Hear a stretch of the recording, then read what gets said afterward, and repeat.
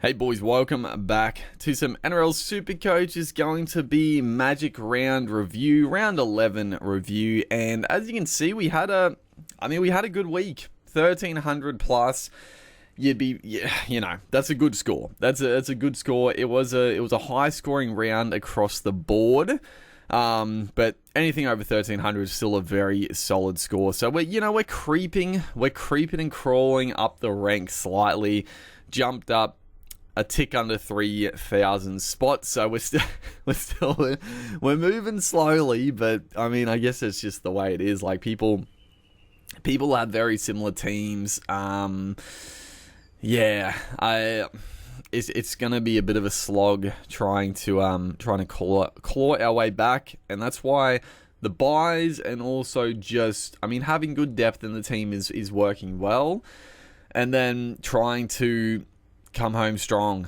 Just keep plodding away, I guess. But 1300, we didn't have too many things go wrong, barring one. And we'll get into that. I'm like, I can't believe it, dude. But let's have a look at the finer points here. So, Josh Robson. Reece Robson, 64 points. He downgrade, bro. They fucking took they must have taken the try assist off him. I think he was on like 70 odd points, which is probably fair for what I know they took a few try assists off Harry Grant earlier in the year for similar ones where he passes it, but the player had to do a fair bit of the work. So frustrating, but 64 points, it's still pretty good. It was a bit of a week for the dummy halves. So, Harry Grant finally went big. Thankfully for non-owners, he did get a spell like 15 minutes to go in the game. I was a little bit worried. I thought, oh god, here we go, 150 plus coming up for Harry Grant, but he finished on about 120. I want to say 115 to 120. Api Coruscant scored a try. He finally hit back with a 80 score. Marshall King went well. So a lot of the popular dummy halves had a good week. Jaden Bradley, 55 points. He played 80 minutes again this week, I want to say. I don't think he did get a little spell, so he played 73. It's fine. Again, I just need him to fucking play good minutes in 13, 14. Well, maybe not 14, I don't know, but 13 especially. There's still, I guess there's still the opportunity to trade him up to Marshall King. I still don't know. I don't know what I'm gonna do there, because I don't want to spend that much money in the dummy halves. But yeah, I don't know. It's a tricky one. Also, as you can see, we scored 1300 plus with 850k in the bank. So we have a little bit of money to work with. And like I said, I did read the comment from a guy. He was saying that you don't want to have that, and I fully agree that you don't usually want to have this much money in the bank, but last week it was just one of those weeks where there weren't any guns that I wanted to bring in, really. Could have gone with like a Ruben Garrick, obviously. Taylor May, the Taylor May situation. Well, we'll wait to talk about that when we get down to the center wing, but there wasn't anyone of note to really bring in after that news, and even before that, I was happy to sit on it and wait for sort of round 13.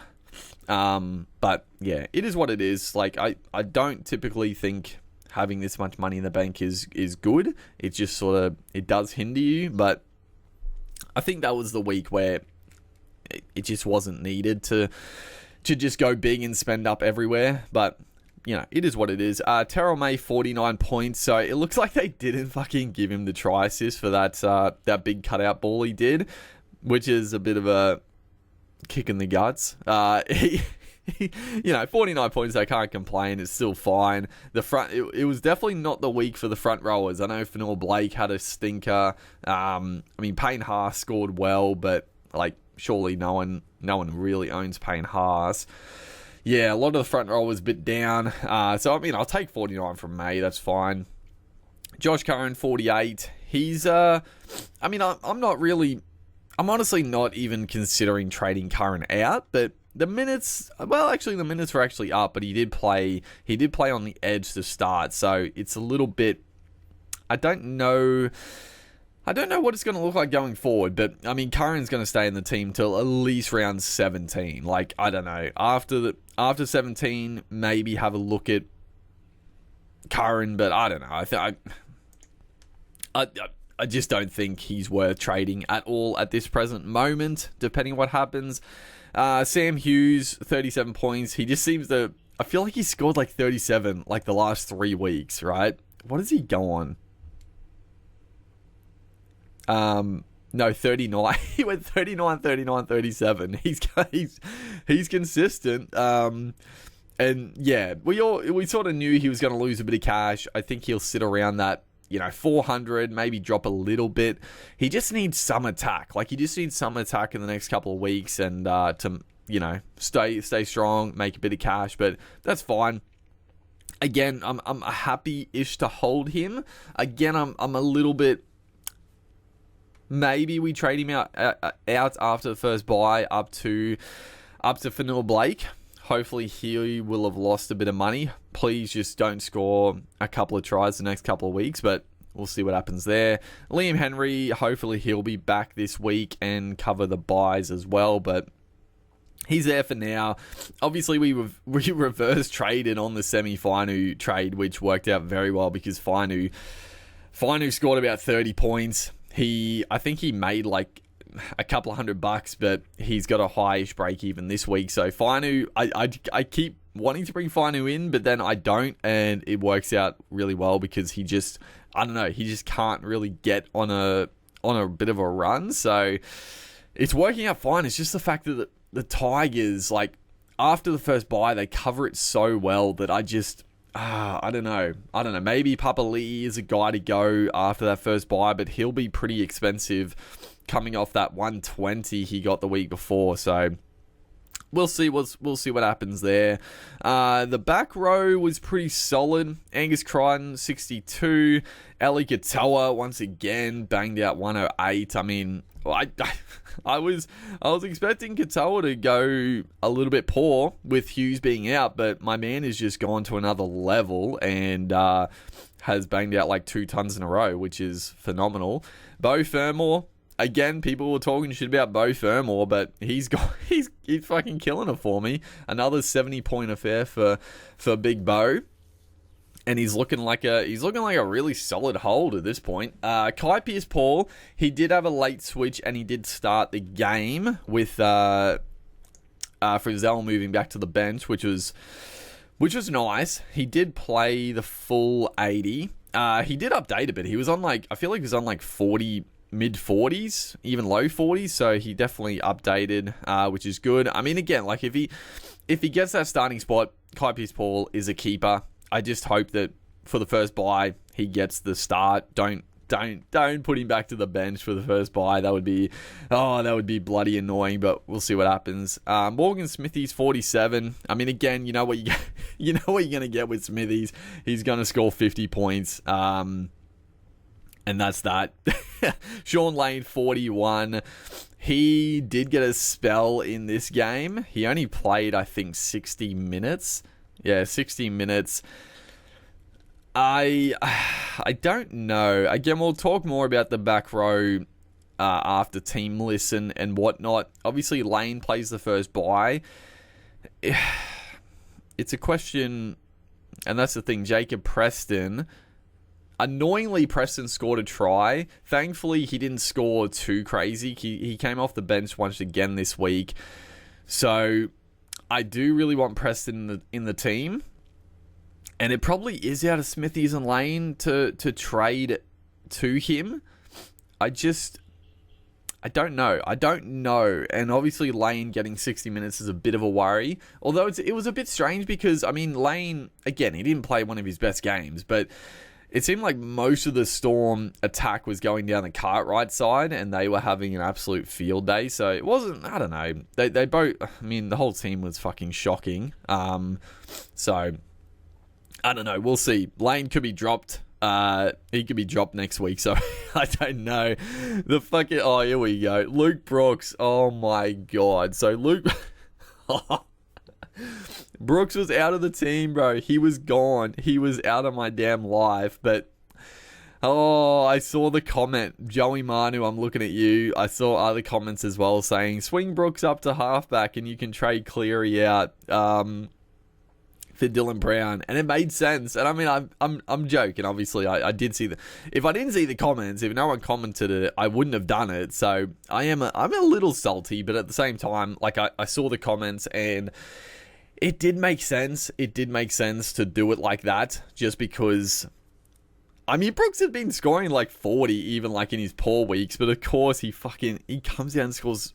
He did update. He was on like 16 points, but he did update to 20, so thank God for that, I guess. But I mean, that cost me. That definitely cost me, because I would have played Galvin as my fourth reserve, and Galvin fucking banged out 80 points, so we lost 60 points. I mean, it's not the end of the world, but it's just these little things they're just adding up over time, along with the big things that we just can't quite nail down. And fucking Luke Brooks, I mean, oh boy.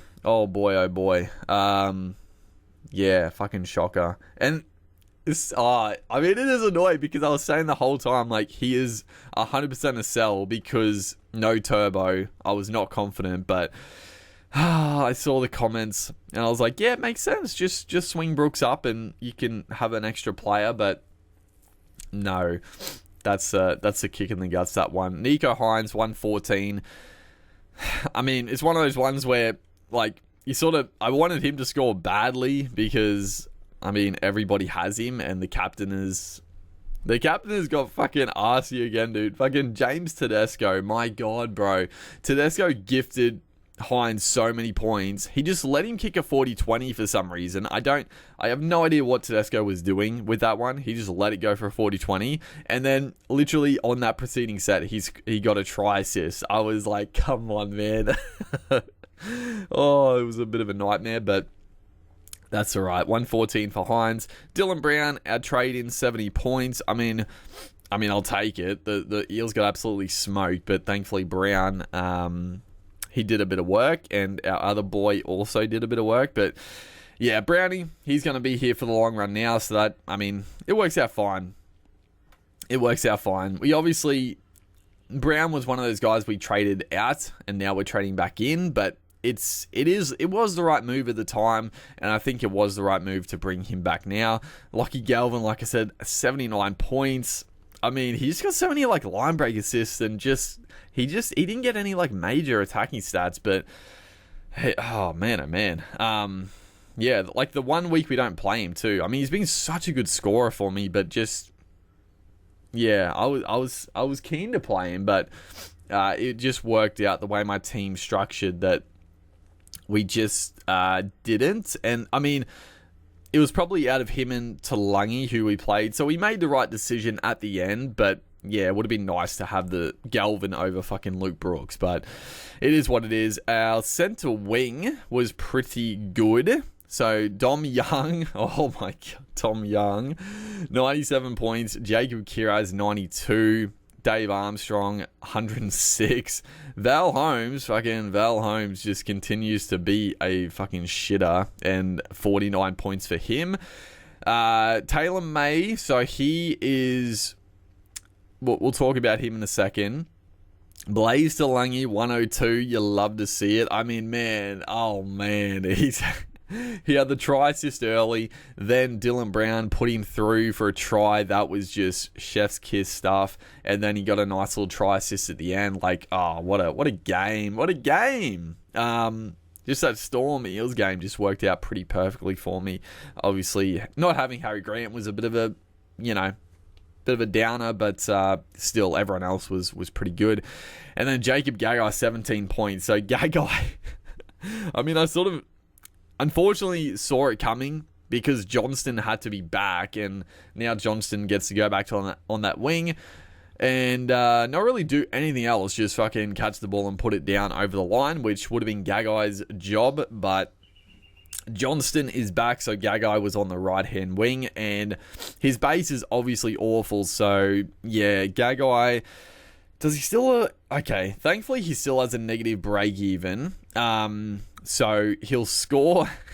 he'll make more cash and then honestly just trade him. After next week, he is definitely going to get upgraded to someone. Or, I don't know, maybe a cheapie pops up. But yeah, he is definitely going to get upgraded. Unless he bangs out like a couple of tries and makes more cash. But thankfully, he had such a negative break even, he will go up a bit more cash, but definitely a guy to go. And then Drinkwater, our captain, 76 points. I mean, again, just the Cowboys, holy shit, that game, that Cowboys-Rabbitohs game was one of the most frustrating watches, as like just NRL-wise, but then also Supercoach-wise. Like, the Cowboys just, honestly, one of the dumbest teams I've seen in a long time, and they were pissing me off. Just, I don't understand, but, oh, fuck. I mean, I'll take 76 from Drinkwater.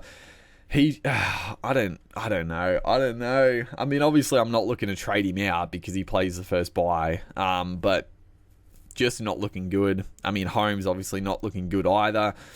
Just so many fucking shitters in that team. And then Kale Leroy, obviously, we swung down to fullback. He scored 62. Again, I'll take it. He got that beautiful little try assist at the end, which was, again, beautiful. He was on track for like a bit of a low score. He didn't quite have the base of previous weeks, but that try assist at the end was like a really nice little add-on there. So the Dom Young trade-in, oh, thank God, dude. Honestly, I obviously wanted Walsh not to get injured, but the fact he was injured, it was a bit of a blessing in disguise because it gave us like just a perfect opportunity to bring in Dom Young. And like, because obviously in the preview, I wasn't going to get Young. I was adamant I wasn't, just for ego's sake, just the mental side of it, just because of bringing him in and then getting fucking negative 15 and suspended. We had to trade out. But at the same time, I still knew he was like the best trade-in as a centre winger. He still had a negative break-even. And like, that was the thing. That was the reason I traded him in originally, was that I thought he was going to be a fantastic pickup for coverage and just Supercoach points. Like, he's got the ceiling, and I thought he looked really good, but just everything that happened. But with Walsh being out, it just gave us, and the more I thought about it, I was like, you know what? Like, there's no win for me here. Like, he's not gonna get fucking sent off and sin bin again, right? Like, it's not gonna happen. And if he scores well and I don't own him, I'm just gonna be salty as, like, it's just gonna make me more and more mad. So he's 800,000 and he's still got a negative break even. That's insane. But yeah, I'm glad I brought him in. It just makes it a little bit more palatable. We didn't get the 160, but it is what it is. We bit the bullet and we swallowed the pride and brought him back in. He repaid us a little bit, so that's fine. And then the Taylor May thing. So the Taylor May situation happened obviously during the weekend, and I could have traded him out. I was very tempted to boost and trade him out. I mean, I'm very glad I didn't, because I mean, I could have brought in like a Zarko. I could have brought in a couple of good players. I was thinking about maybe running Militalo. There was obviously a couple of decent options, but if I brought someone in, I wouldn't have played Blaze Talangi. And I was looking at it like, man, I'm really keen to play Talangi. So if I boost the trade May, obviously I'm going to play the guy I bring in. So it's a bit of a waste having Talangi not play again. So I was like, no, just hold the trade. We don't have to bring someone in. Obviously, Azarko didn't do too well, which was very nice. I was death riding him, but he scored about 40 to 50 probably. And it worked out pretty well. I mean, Taylor May is 100% a sell now. And there's myriad players. I think the guy to bring in is just Joey Manu, but we'll have a closer look, obviously, after team lists and during the preview as well. But yeah, I mean, Taylor May, we can trade up to a keeper and really strengthen the center wing. I guess we could we could bring in a fullback. We could bring in a fullback for him and swing Nrl back down to centre wing, but I don't know. I mean, Latrell Mitchell, obviously, he's been scoring well. You could go Latrell. I don't hate it. I mean, we could go Edwards, but I'm not. I'm not gonna go Edwards. I know. If people jumped on Edwards, like honestly, if you jumped on Edwards and he doesn't get picked for Origin, I mean, you're loving it. You're laughing like it'll work out as a great trade. But I don't know. I just can't.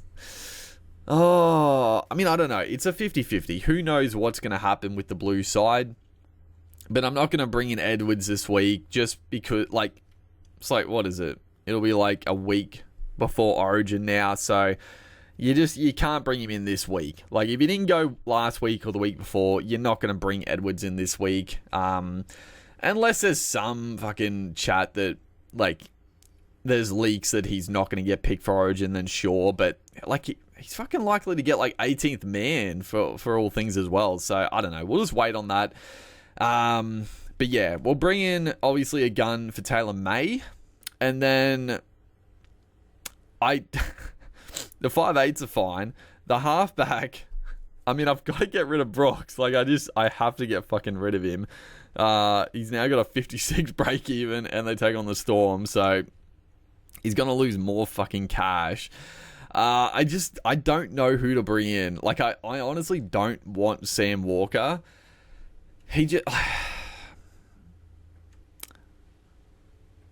I mean, you got to be a little careful. Like, round 14 is going to be tricky.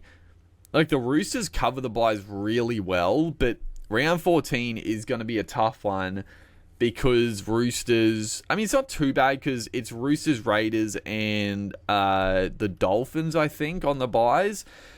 So, I mean, I'm not going to have many Raiders. Like, I might have Smithy still, but that'll be pretty much it. The Dolphins, honestly, I might have no Dolphins, maybe one, and then I'll have a lot of Roosters. So it's not that big a deal, but you got to be a little cautious, like backups and stuff. So, I mean, there's Walker. I mean, I'm sort of just hoping that fucking Jerome Hughes is back from his injury. Yeah, probably. I would love to get in Hughes, but we'll see.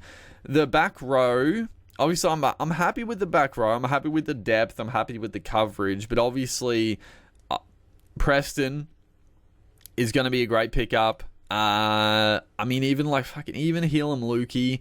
I don't think I'm going to go back to Lukey, but he would be a good pickup. The front row, I'm happy with. It's it's a little bit lackluster, but I'm happy with it for now. Fanua Blake is the one guy I want to bring in, but again, we'll wait. And then the dummy halves, the dummy halves are fine. It's just a matter of, do I bring in Marshall King for round 13? That's pretty much the only real question. So let's have a quick look. We'll look at halfbacks first. Actually, I guess we could. You know what? We can bring in a halfback or a 5'8 now because Dylan Brown's got the dual halfback stats. So, who do you bring in? Daly Cherry Evans? Absolutely not. I mean, Matt Burton. Fuck it. I mean, I don't know. God, Matt Burton he continues to score well, but it's similar to the Dylan Edwards thing. Like, is he going to play Origin? I don't know. Like, I mean, Luai had a really good game just gone. So, do they go Luai? Do they go fucking Burton? I think Hines is a lock, surely, at halfback. And then it's a matter of, do they go Burton or Luai? I'm thinking they go Burton, but fuck, I don't know. Again, like, the New South Wales team, you just don't know. Sean Johnson injured. Tommy Dearden, the news now with Cam Munster obviously gone, probably for a while. Dearden, I think, firms as the 5'8 for Queensland. I mean, you wouldn't go Ben Hunt. Nikorima, I don't mind Nikorima, but he's a little bit expensive. Obviously good coverage. I mean, Cody Walker. Cody Walker with Latrell back. Fuck, I don't know. Like, they don't have the best coverage, though. Like, they don't play 13. They play 14, 15, 16. He's not the worst, but I don't love it. So you got Sam Walker. Yeah, he's got 45 points. Like, this is just what he does. I mean, he's now got a 63 break even against the Raiders. He could definitely, like, that's the thing. Walker's one of those really tough ones because, like, any other situation, I don't want him in the team just because he's so volatile. But the fact that you're bringing him in for, like, the buys and, like, you don't have to bring every, like, high ceiling player in for the buys, but if you're going to bring in a guy, you do want to bring someone in who can go massive during the buy. And Walker is a guy. Like, he can go low, but obviously he's got the ceiling. I mean, granted, he's only gone big, like, once. Every other score is pretty fucking shocking. I don't want Walker, if I'm honest. I mean, he's had a couple of injury-affected ones. He got 95 against the Warriors. I don't know. That's the thing. They play the Cowboys in the bye, which is such a good matchup. And then they play the Dogs and the Tigers. It's good. It's good. I don't know. I think Walker is just the safe opportunity. Obviously, you got Jerome Hughes, who I do like. He's tipped to maybe be back this week. He's been going really well just in Supercoach sense. But then he doesn't play. But then it's like, do you really bring him in? Like, that's the thing. Do I take the hit on Brooks and take a loss of cash? Just wait for round 14 to bring in Hughes when he's hopefully back. Because then he plays 14, 15, 16, 17, 18. Misses 19, plays 20. But then, I don't know. I don't really like any of the options. Yeah, I'm unsure. Looking at it, it's like in KO Weeks. He's already made money. I don't know if you'd really want to go him now. Yeah, it's a tricky one. I don't know. It's sort of the thing is like, do you just take the cash loss on Brooks this week and then weigh it up? Like, do you go Sam Walker or do you go Jerome Hughes after the bye? Because other than that, there's not a whole lot. And then if we look at, I also want to look at my Nrl Fs, because again, there's not that many plays jumping out. Fafita, fucking 90 points again. Thankfully didn't go massive, but still good. Olakwatu came back with a bang, 85. Going down. Dylan Lucas. He's just one of those guys that got away, right? Because he never really knew that he was going to continue getting the spot. He would have been great to pick up in the center wing, but I don't know. There's still so much uncertainty about the role. Going down, Connor Watson again. He looks so much better than Brandon Smith at dummy half. Like, honestly, they should just use Brandon Smith as a lock. Just do what they did at the Storm. Like, he was so much better. He was so much better at the Storm playing as like that middle forward running role. The Roosters should just do the same thing. Connor Watson looks so much better at dummy half and just have Brandon Smith come on as a lock. Honestly, that's the way they should do it. Kalamatangi, I actually thought he looked okay, but he scored 50 again. He just cannot get anything going. Anyone else? There's a couple of guys I want to look at.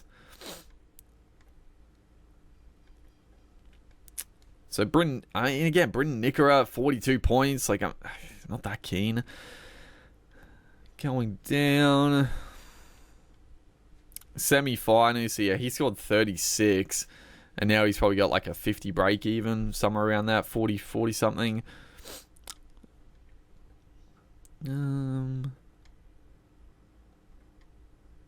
So yeah, Preston dropped another 30k, he scored 66. What's his break even? Okay, he's still got a high break. It's still 78 break even, so you can you can wait another week. And, like, I don't know, is he going to put him on the bench again this week? I'm not too sure.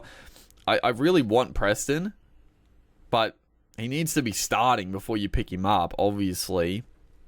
So we'll wait on that. I mean, Cartwright, honestly, if Cartwright starts getting the full... Like, he was back, obviously. He played the full 80. It's obviously really annoying that fucking Kalma Tuolangi's on the bench because you don't know what Arthur's going to do. Is he going to spell Cartwright? Is he going to spell Lane?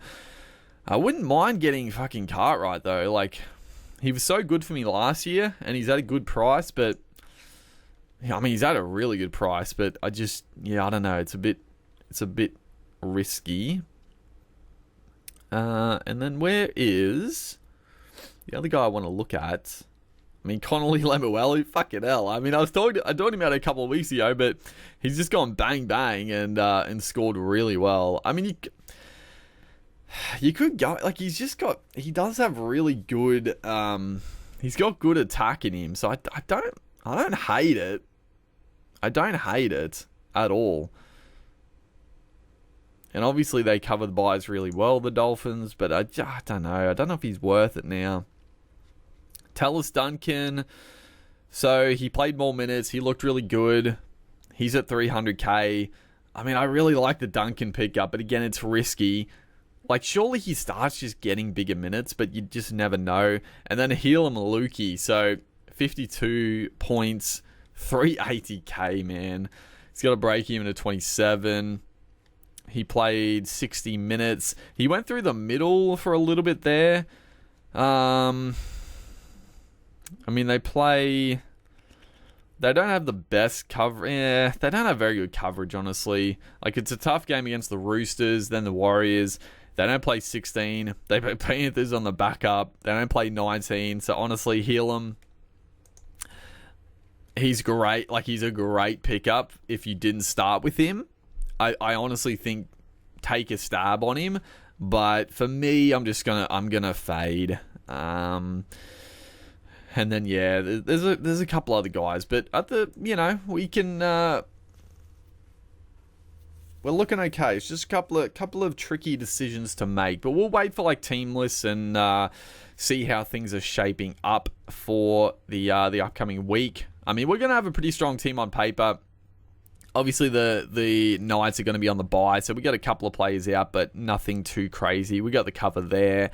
So, yeah, hopefully you guys are enjoying the content. Hopefully you guys had a good week as well. And, yeah, make sure to like and comment. I'll see you guys in the next one.